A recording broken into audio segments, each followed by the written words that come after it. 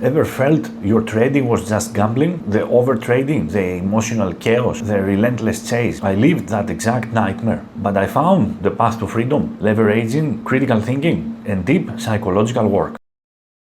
In this video, I will show you how I broke free from that cycle and moved to the next level in my trading journey. In fact, after I released my last video on trading demons, a dear friend of mine called me. He watched that video and he was concerned. He said to me, "Hey, are you gambling? It sounds like you are describing a gambling problem and not just trading." I have asked this question to myself long time ago. It's a question that I still ask myself from time to time because for me it's a vital checkpoint to make sure for myself that I'm not slipping back into old mistakes. So let's start by getting brutally honest about that blurred line. What is gambling? How it is defined? And how often do we bring these same gambling behaviors into our trading?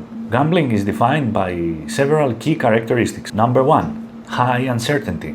You cannot control the outcome of the dice roll or the cards dealt to you. It is largely based on chance. Number two, the thrill factor, the intense emotional highs of winning and the crushing lows of losing. This cycle itself can become addictive and bring out also self-sabotaging tendencies. Number three, compulsive behavior, a powerful and often overwhelming urge to keep playing despite mounting losses or clear warning signs. Number four, reliance on luck. Often there is no skills involved, just blind hope. Number five, a deep and compelling desire for quick and big financial gains, an instant fortune. And I ask you, do any of these characteristics sound familiar to you?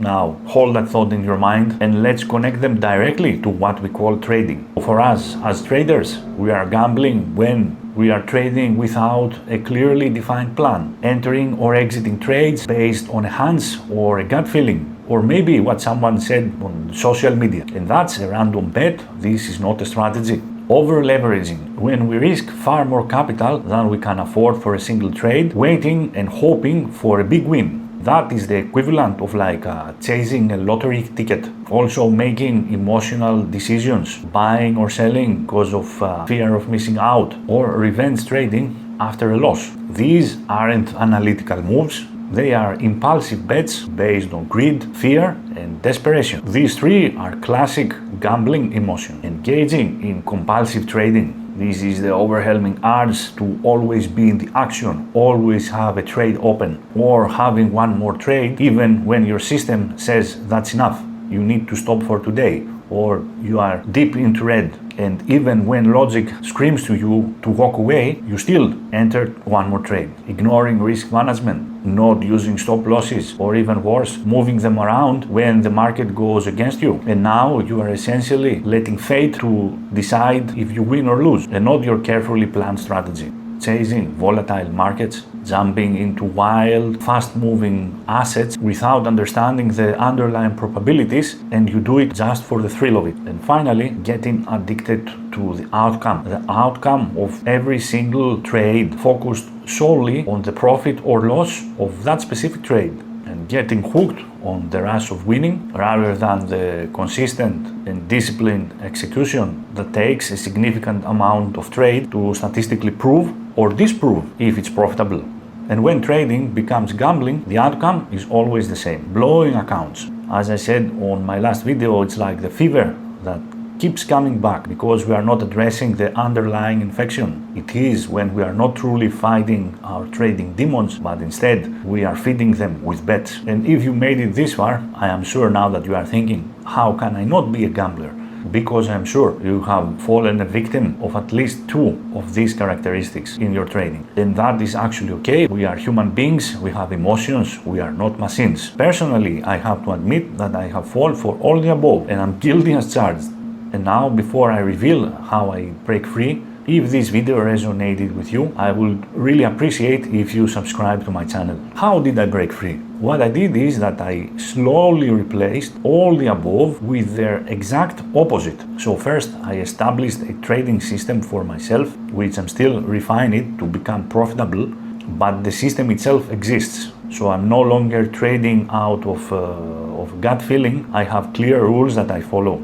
Next, I well defined my risk and my position sizing. This ensures that A single win or a single loss is not going to create emotions for me, neither extreme highs or devastating lows. Also, as a former workaholic that I always wanted to be in the action and doing something, I was really overtrading. In order to fight that, I defined specific hours during the day that I will do my trading. And this, combined with my system, does not give me too many chances to take trades.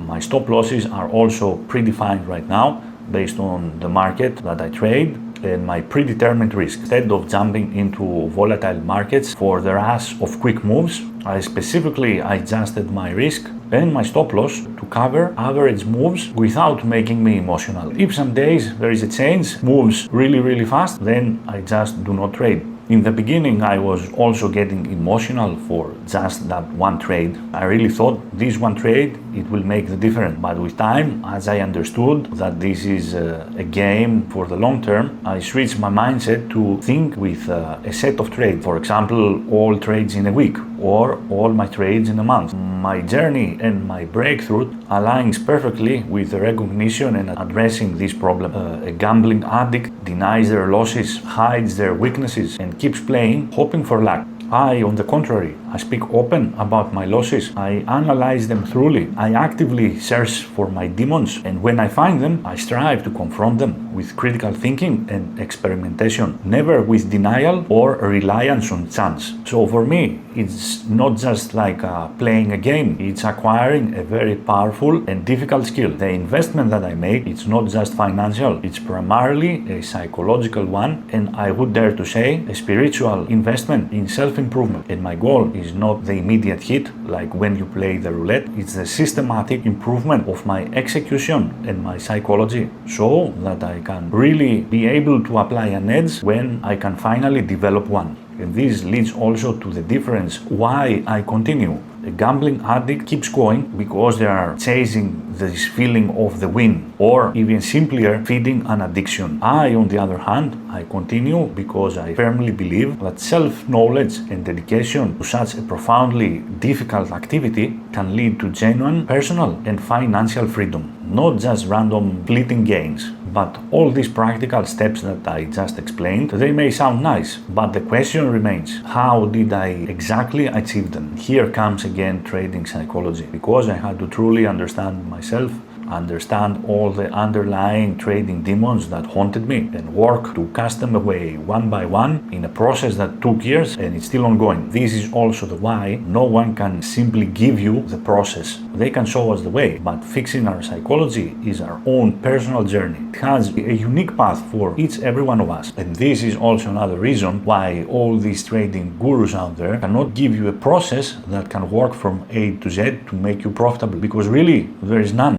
I would like to say that the way to go, my only recommendation that I believe it could benefit anyone watching this video, and something that makes absolute sense for anyone to apply it, is to use critical thinking. Always question yourself and your actions. Always try to analyze and research every single trade, every single emotion and outcome. Always be in doubt until you can convince yourself with evidence about something. This continuous self-assessment, this brutal honesty with yourself, this is your ultimate shield against turning your trading into a casino. If this video resonated with you and maybe you found yourself nodding along the way, please give it a thumbs up. Thank you for watching. Until next time, stay disciplined, stay critical, and keep building your edge.